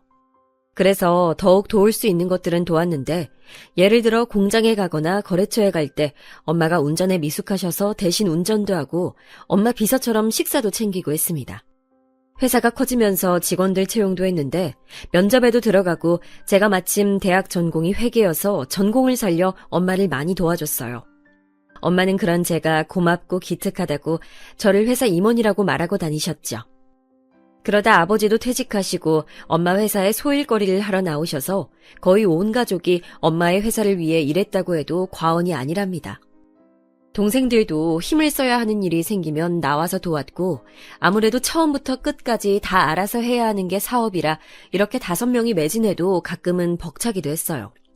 그렇게 일하다 보니 저는 어느새 결혼 정년기가 됐는데 그때 사귀던 남자친구가 있긴 했습니다. 대학생 때부터 사귀던 남자였는데 저는 그 남자친구와 결혼하려고 생각하고 있었어요. 그런데 믿었던 남자친구에게 배신을 당하게 됐는데 우리가 같은 학교여서 겹치는 지인이 매우 많았습니다. 어느 날 동기가 저에게 기니 할 말이 있다고 저를 불러서 약속 장소에 나갔는데 믿을 수 없는 말을 듣게 됐어요. 얘 미주야, 네 남자친구 요즘 술자리에 나오면 자기 땡 잡았다고 얼마나 난리치는 줄 알아? 돈 보고 결혼하는 거라고 사람들 앞에서 하도 입을 털어서 내가 다 민망하더라. 넌 바빠서 모르는 것 같아서 알려주는 거야. 이따 술자리 또 있으니까 올 수 있으면 몰래 와봐. 처음 동기의 말을 듣고 저는 동기가 저를 놀리는 줄 알았습니다. 그도 그럴 것이 남자친구는 저에게 진짜 지극정성이었고 말 그대로 헌신적인 사람이었어요. 저를 오래 봐온 중고등학교 친구들도 남자친구 잘 만났다고 하고 당연히 우리 부모님과 심지어 동생들도 많이 봤던 사람이었습니다.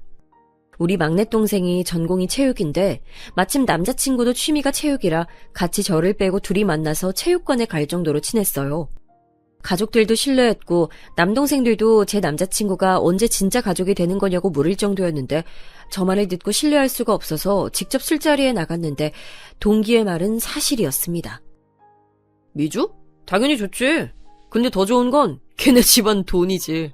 돈 보고 결혼하는 게 나쁜 건 아니잖아? 나 이제 부자야. 우리 엄마는 벌써 뭐하고 살지 신났더라.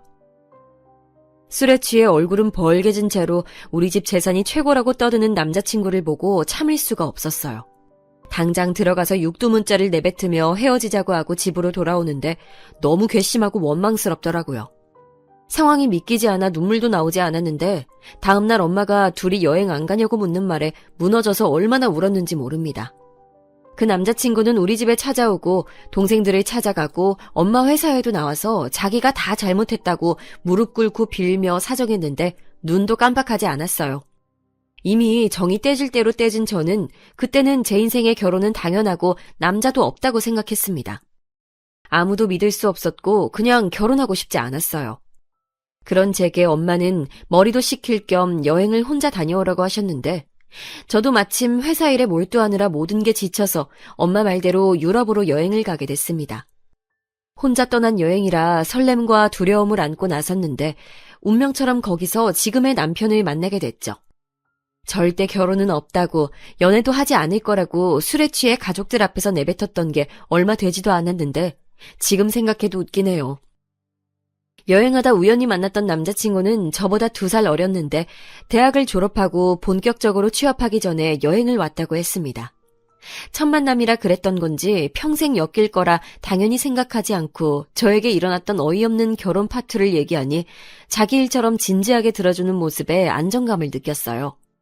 그리고 그렇게 인연이 끝난 줄 알았는데 돌아오는 비행기에서 마주치고 서로 놀라서 한국 오는 비행기에서 얼마나 둘이 많은 얘기를 했는지 모릅니다.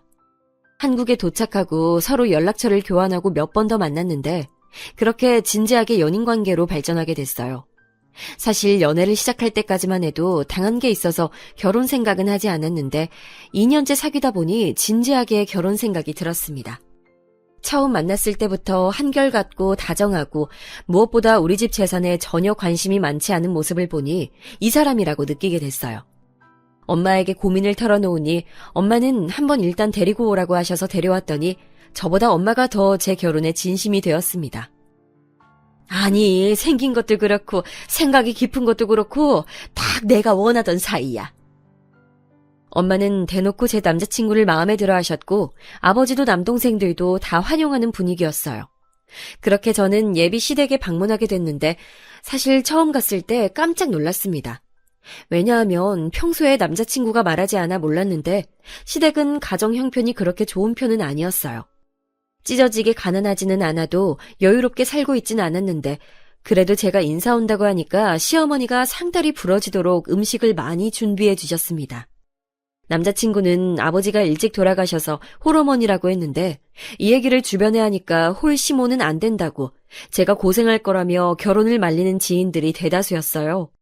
하지만 저는 직접 만나보고 결정하고 싶어서 인사를 갔더니 걱정과는 달리 시어머니는 저를 아주 따뜻하게 맞아주셨습니다. 이렇게 부족한 집에 인사를 오다니 내가 오히려 고마워요.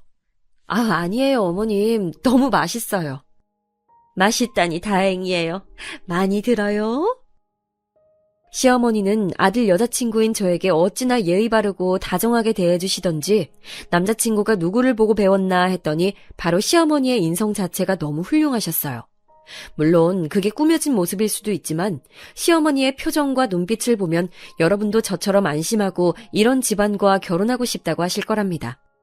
집에는 남동생의 유일한 동생인 시동생도 있었는데 저는 남동생만 2명이라 어색하지 않게 대했더니 금방 낯가림이 사라졌어요. 그리고 시어머니는 첫 만남에 제 손을 꼭 잡고 말씀하셨습니다. 이렇게 귀한 집 딸이 며느리가 된다니 너무 감격스러워서 말이 나오질 않아요. 시어머니는 그때 우리 집이 회사를 운영하고 있고 돈 걱정 없이 살고 있다는 소식은 전혀 모르고 계셨어요. 제가 남자친구에게도 자세히 말하지 않아 우리 집이 경제적으로 여유롭다는 것을 시댁은 몰랐는데 시어머니가 저를 너무 따뜻하게 대해주시니 몸둘 바를 모르겠더라고요. 그리고 바로 집에 가서 이 얘기를 했더니 저보다 엄마가 더 감격해서 바로 결혼을 재빠르게 추진하셨습니다. 제 명의로 된 집이 있다고 남자친구에게 얘기하니 2 눈을 동그랗게 뜨고 놀라더라고요. 본인은 은행 가서 대출 받을 생각에 이미 서류도 다 준비했다고 하며 서류 뭉치를 보여주는데 그 모습이 귀엽고 웃겼습니다. 그래서 진짜 남편은 결혼식에 대한 비용만 내고 모든 것을 우리 집에서 다 준비했어요.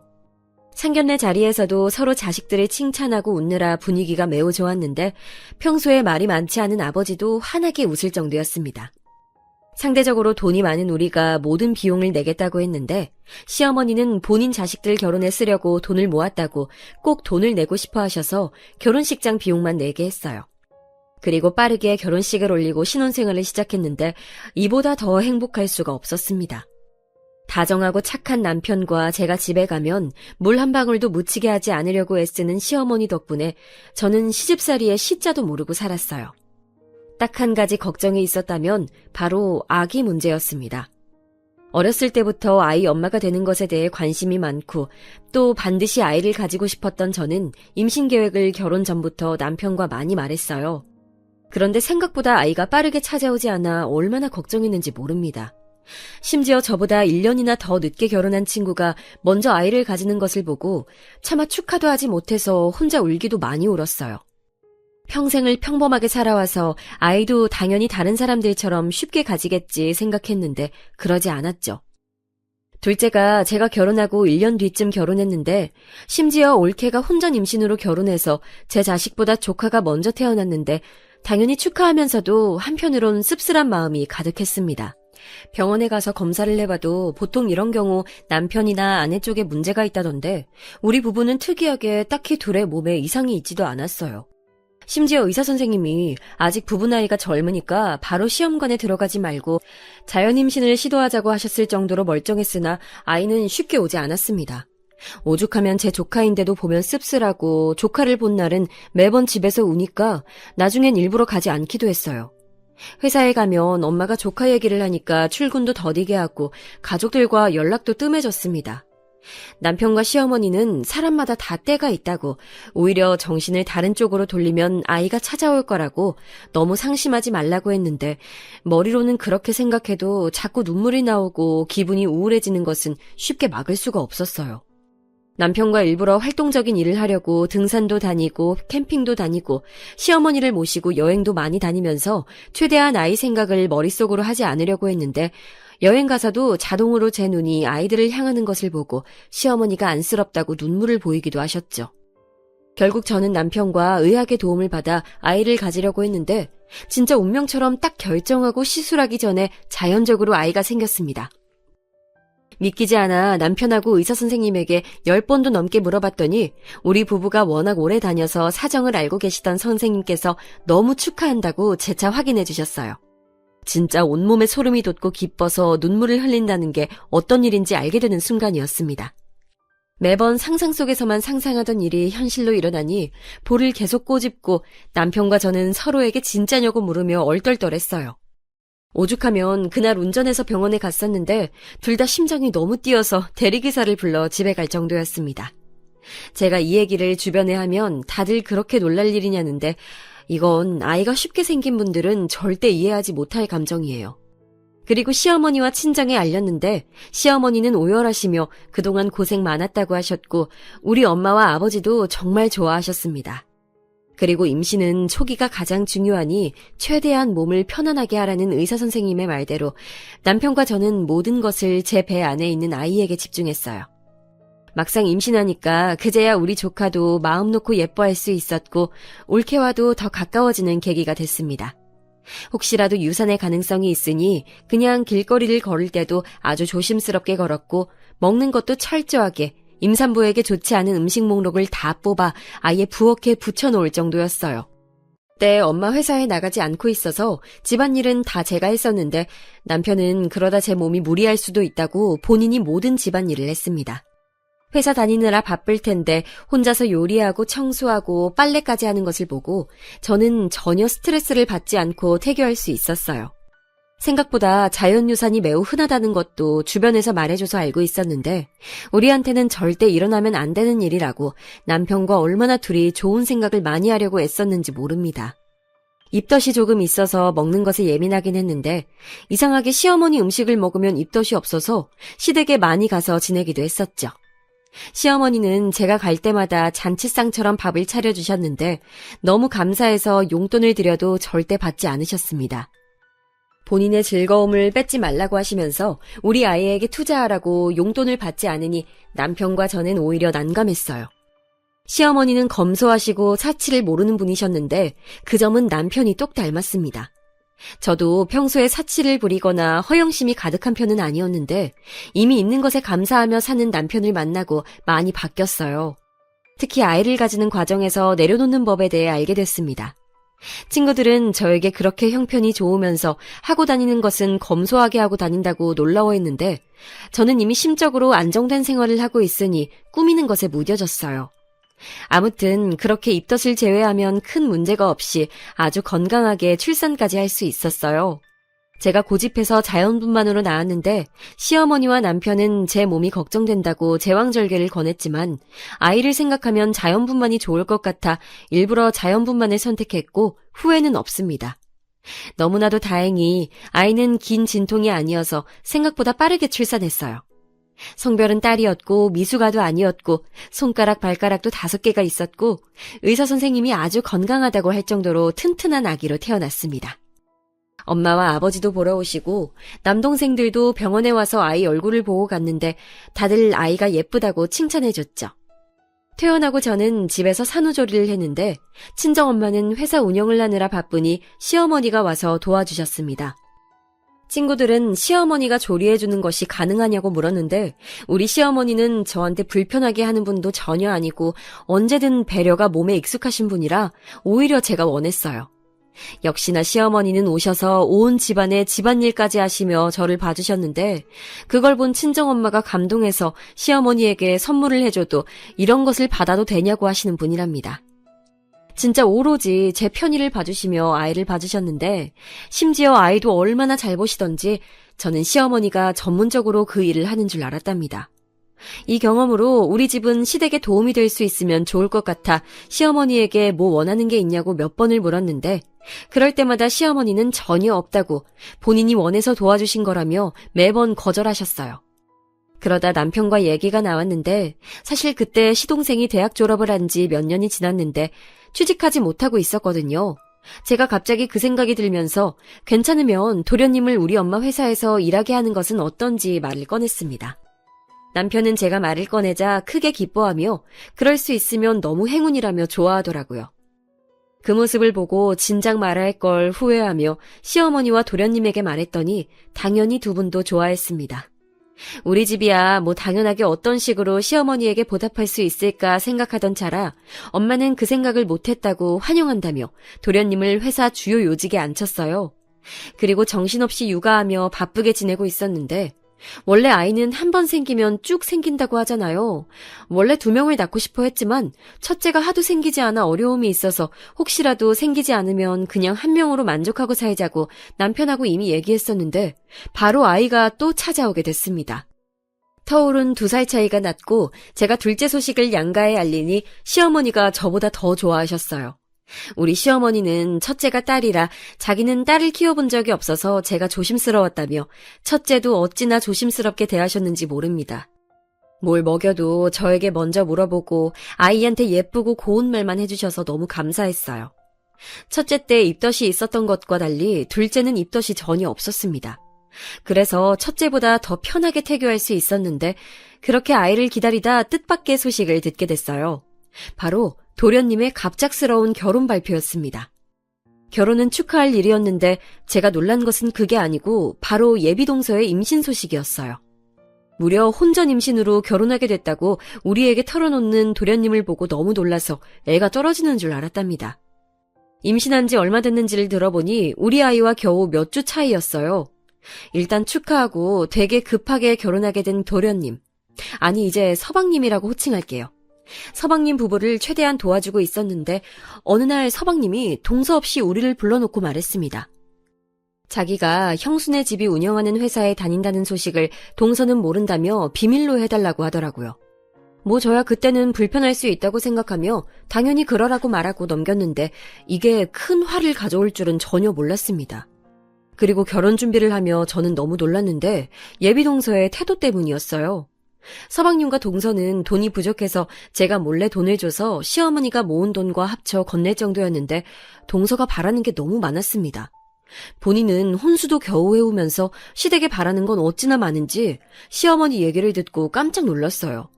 시어머니는 평소에 그런 말을 하는 분이 전혀 아닌데 저에게 속상하다고 얘기를 터놓으셨습니다. 동서는 예단으로 500만 원을 준비했다고 하며 시어머니 보고 예물을 구체적으로 콕 집어서 원했대요. 그런데 그 예물로 말한 것이 합쳐서 5천은 되는 수준이었습니다. 시어머니는 당장 그걸 어떻게 해주냐고 하시며 그래도 며느리가 집안에 들어오는데 못 해준다고 할 수도 없고 고민이라고 하셨어요. 그 말을 듣고 저는 제가 대준다고 했는데 워낙 시어머니가 저를 예뻐하고 해주신 게 많아 저한테는 당연한 결정이었습니다. 아니야, 아가. 내가 괜히 말했다.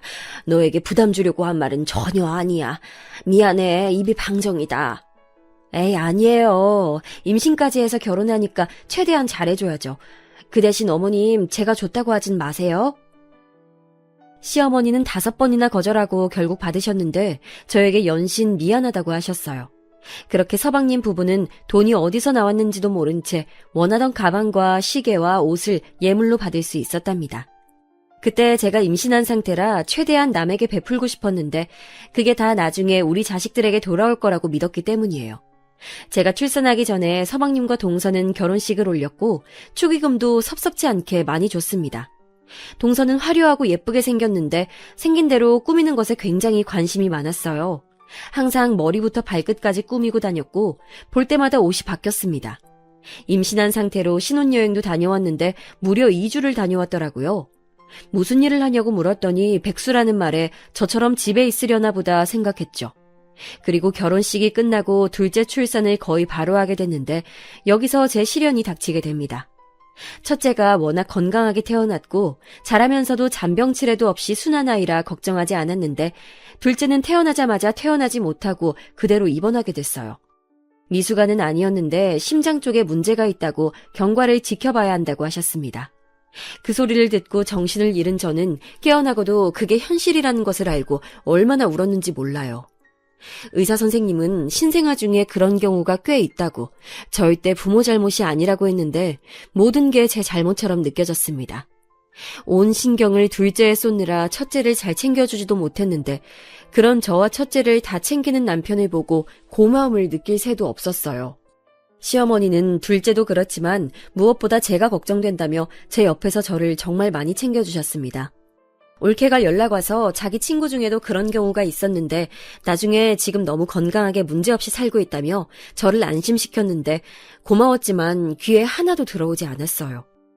고통의 시간을 보내며 살도 많이 빠지고 온전치 못한 정신으로 살며 사는 게 사는 것 같지 않았습니다. 제가 지옥 속에 빠져있는 동안 동서도 출산하게 됐는데 동서 아기는 너무나도 건강하게 태어나서 이미 퇴원하고 조리원에 있다는 소리를 듣고 축하하는 마음이 들면서 왜 우리 아가는 저러지 못하는 건지 얼마나 자책했는지 몰라요. 생각하기도 싫은 그 기간이 지나고 둘째도 퇴원하게 됐는데 아이가 아프니까 저한테 최우선은 다른 것도 아니고 무엇보다 우리 아이들의 건강이었습니다. 그래서 특히 아이들이 어릴 때는 최대한 바깥 음식을 먹이지 않고 모든 음식을 제가 만들었어요. 무엇보다 먹는 것이 중요하니까 간식도 유기농으로 만들고 아이들 건강에 많은 신경을 썼습니다. 그도 그럴 것이 둘째가 병원에 정기적으로 가야 하니까 더 그랬어요. 아이들을 키우며 저는 동서와 가깝게 지내게 됐는데 아무래도 동서 자식과 우리 둘째가 동갑이고 개월수도 비슷하니 말이 통하는 게 많았습니다. 그런데 어릴 때는 그래도 괜찮았는데 아이들이 크면서 불편한 상황들이 지속됐어요. 무엇보다 양육 방식에 관해 의견 차이가 생겼는데 저는 둘째가 건강이 좋지 않았던 것도 있고 원래 남편과 저는 아이들에게 학업 스트레스를 주고 싶지 않았습니다. 아이들이 건강하고 바른 정신으로 자라면 그것보다 좋은 게 뭐가 있냐는 주의여서 어릴 때부터 공부에 대한 부담을 주고 싶지 않았어요. 그리고 자고로 공부란 시켜서 하는 게 아니고 본인이 원해야 하는 거라고 생각이 아주 컸습니다. 남편도 저도 서울에 있는 대학교를 졸업했는데 다행히 교육관이 같아 안심했었죠. 물론 아이들이 원한다면 누구보다 더 지원해줄 자신은 있었으니 방관은 전혀 아니었어요. 무엇보다 그때 아이들 나이가 첫째는 7살이고 둘째는 5살이어서 동서의 말에 더 놀랐는데 동서는 저에게 이렇게 말했습니다. 형님, 솔직히 지금도 늦었어요. 지금이라도 영어를 시켜야 애들 나중에 초등학교 가서 무시 안 당해요. 동서는 아이 교육에 엄청난 관심을 보였는데 동선의 아들은 영어 유치원에 다니고 있었거든요. 그걸 되게 자랑스러워했습니다. 제가 듣기론 아이 교육에 너무 돈을 많이 써서 서방님이 회사에서 연봉 협상을 할 때도 과하게 요구한다고 엄마한테 이미 들은 게 있었거든요. 아이 교육에 관심이 많은 거는 본인 생각이고 각자 다른 주관을 가지고 있으니 상관없었는데 자꾸 우리 아이들도 자기 아들처럼 그래야 한다고 하니까 점점 불편해졌습니다. 말을 아무리 돌려도 동서는 고집스럽게 자기의 교육관이 정답이라고 둘째를 영어 유치원에 보내라고 얼굴을 볼 때마다 말해서 옆에 있던 시어머니가 말릴 정도였어요.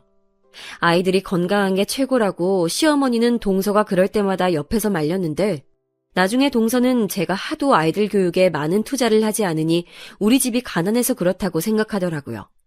동서는 본인이 꾸미는 것을 좋아해서 아들도 볼 때마다 옷이 달라졌는데 꼭 백화점에서 로고가 크게 보이는 옷만 사서 입히는 모습을 보고 저는 그냥 그럴 수도 있다고 생각했습니다. 본인의 취향이고 대문짝만한 로고가 보이는 게 아무래도 남의 시선에서는 더 잘 보이니까 동서가 그걸 원하나 보다 생각했는데 자꾸 동서는 우리 딸들 옷에 관심을 가졌어요. 제가 아이들 교육에 관심이 없다고 하고 다니는 행색에 관심이 없던 것은 아니라 나름 또 성별이 딸들이니까 신경 써서 수입 의류를 주로 입었거든요. 유치원을 다니며 친구들과 옷이 겹치는 것을 원하지 않아 수입까지 해서 입힐 정도로 신경 썼는데 제 취향 자체가 로고가 크게 가슴팍에 박혀있는 옷을 선호하지 않아서 그런 옷은 입히지 않았습니다. 그런데 동서는 본인이 보지 못하던 옷이고 백화점에도 들어온 브랜드가 아니라 제가 어디 시장 바닥에서 떨이로 판매하는 옷들을 입힌다고 생각하더라고요. 처음엔 저도 발끈해서 이거 비싼 거라고 말했는데 나중에는 말해도 모르는 사람에게 말해서 뭐하나 싶더라고요. 유명한 한국 속담 아시죠? 똥이 무서워서 피하냐, 더러워서 피하지. 그 말처럼 저는 그냥 제가 동서를 안 보는 게 마음 편해서 점점 거리를 두었는데 그래도 가족이라 1년에 적어도 3번은 만나게 되더라고요. 또 동서가 불편한 거지 시어머니는 저에게 여전히 너무 잘해주시고 계셨고 제가 둘을 키우니 걱정된다며 집에 와서 봐주기도 하셨어요. 둘째랑 병원에 갈 때도 첫째를 봐주시고 반대로 제가 첫째 행사에 가야 한다면 당신이 직접 둘째를 데리고 병원에 가셨죠. 여전히 용돈은 거절하셔서 제가 보답하는 방법은 오로지 얼굴을 자주 보러 방문하는 거였습니다. 시어머니는 아들 둘이 다 결혼해서 나가 사는데 남편도 없으니 확실히 서방님이 결혼하시고 외로움을 좀 타셨어요. 그래서 일부러 남편이 출근하고 아이들도 유치원에 가면 혼자 시댁에 가서 어머님과 놀다 오기도 했답니다. 그런데 동서 아들도 시어머니가 시간 날 때마다 봐주시니 동서도 시댁에 자주 왔어요. 그래서 아무리 피해도 자꾸 마주치는 사이였죠. 그냥 한 귀로 듣고 한 귀로 흘리며 무시하고 지내고 있었는데 한 가지 걸렸던 것은 동서가 너무 시어머니에게 육아를 강요하는 거였어요. 워낙 인품이 좋으시고 또 아이들에게 건강한 것만 먹이는 시어머니라 저도 의지를 많이 하긴 했지만 동서는 그게 지나쳤습니다. 본인 아들을 시어머니에게 봐달라고 하고 맡기고 자기는 백화점에 가서 쇼핑하고 오는데 심지어 선물도 하나 사오지 않더라고요. 그냥 좋은 게 좋은 거지 생각하다 저도 모르게 언제는 말이 나와 다툼을 한 적도 있습니다. 형님이 뭔데 저한테 그러세요? 어머님도 가만히 있는데 왜 형님이 그러세요? 지금 어머님 대신 저 시집살이 시켜요? 뭐? 무슨 말을 그렇게 해. 난 어머님이 종일 봐주시니까 뭐 과일이라도 사오는 게 예의라는 거잖아. 그걸 왜 형님이 뭐라고 하냐고요. 어머님도 가만히 계시는데. 그래, 내가 미안하다, 미안해. 그냥 저는 좋게 동서에게 이렇게 주말에 종일 맡길 거면 사과라도 한 봉지 사오는 게 좋지 않냐고 웃으면서 물어본 건데 저렇게 싸납게 나오니 할 말이 없더라고요. 시어머니가 중간에서 난감해하는 모습을 보며 겨우 꾹 참고 집에 와서 남편에게 얼마나 욕했는지 모릅니다. 그런데 동서는 한술 더 떠서 저에게 문자까지 보내며 뭐라 하더라고요. 형님이 뭔데 자기한테 그러는지 모르겠다고 시누이도 아니고 같은 며느리 입장인데 왜 그러냐고 따지는 문자를 보고 기가 막혀 그때 한 2년 동안 동서를 보지 않았습니다.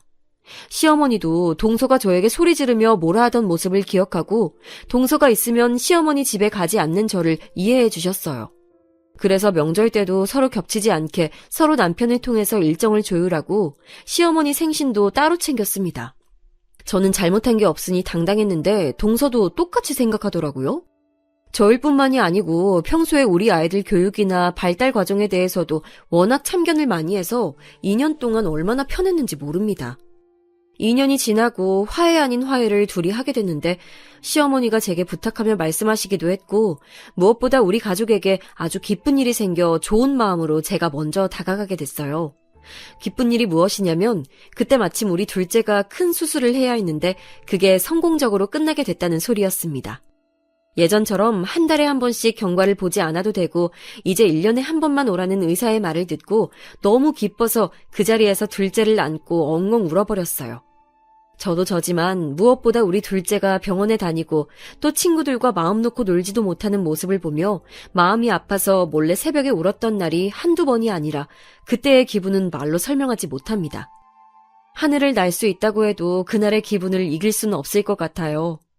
물론 완치는 아니고 경과를 지켜봐야 한다고 했는데 그래도 적어도 예전처럼 노심초사하지 않아도 된다는 소리를 듣고 집에서 파티만 3번을 했을 정도로 우리 가족에겐 뜻깊은 일이었어요. 그래서 그때는 너무 기분이 좋아 시어머니의 조심스러운 부탁에 제가 먼저 동서에게 전화를 걸어 이제 예전처럼 같이 얼굴도 보고 하자는 말을 했더니 동서도 알겠다고 하더라고요. 그리 반기지 않는 말투였지만 신경도 쓰이지 않았고 그렇게 다시 교류하게 됐는데 그 뒤로는 한동안은 잠잠했습니다. 그리고 저도 자식들이 둘 다 초등학교에 가고 고학년이 되면서 시간이 많이 생겨서 다시 회사에 많이 출근하기 시작했어요.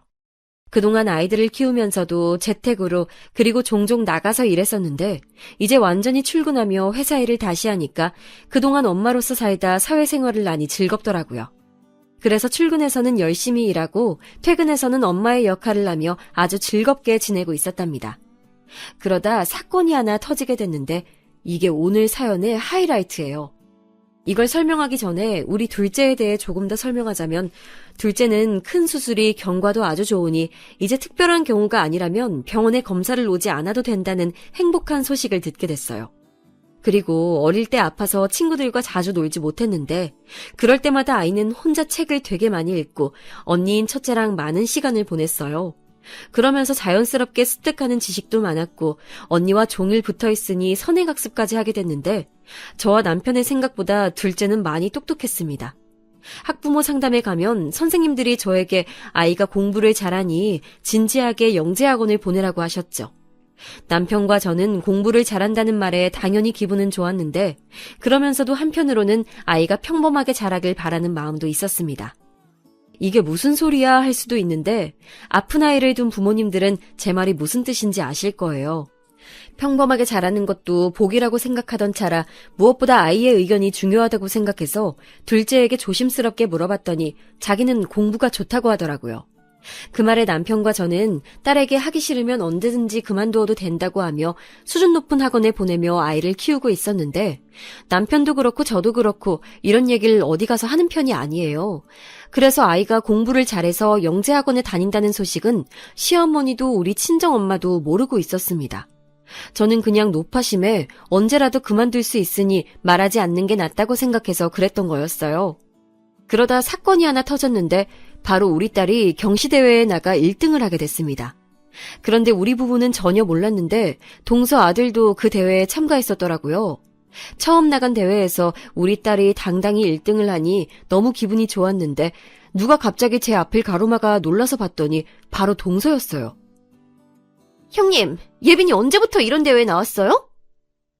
동서, 인사도 없이 깜짝 놀랐네. 우리 딸 대회는 이번이 처음이야.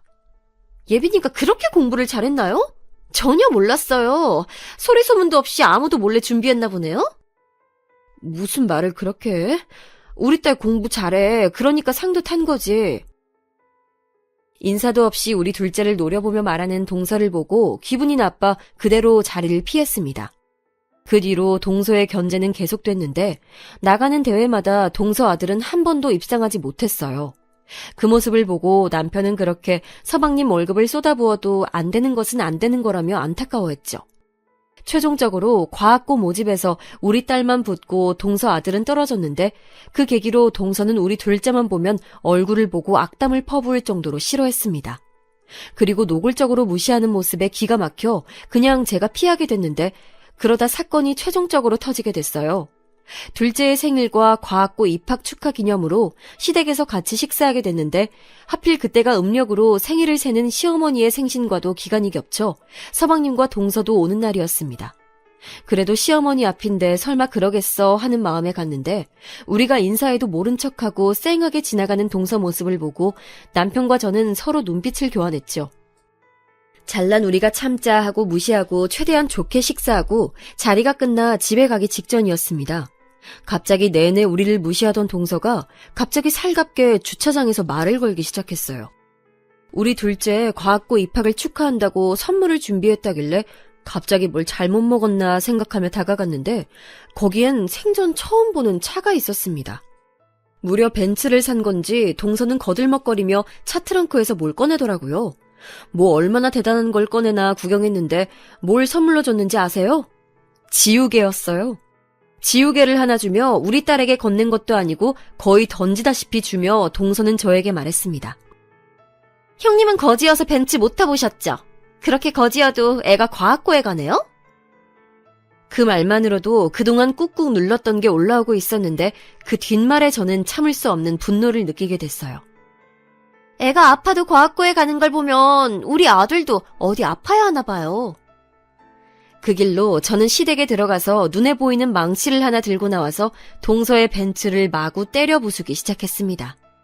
옆에서 남편이 말려도 그냥 무시하고 진짜 눈에 보이는 게 없어서 발로 차고 망치로 깼어요.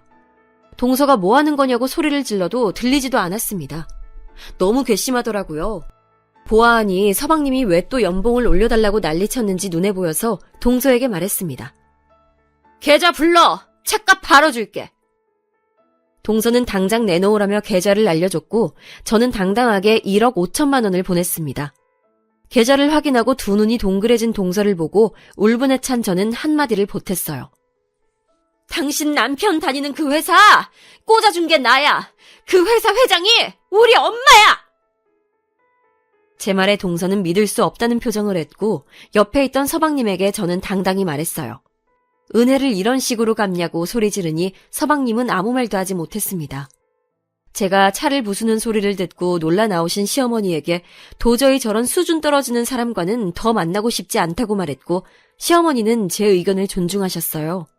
그 뒤로 저는 아무 말 없이 집에 오는데 너무 화가 나서 몸이 떨려 쉽게 진정할 수 없었습니다.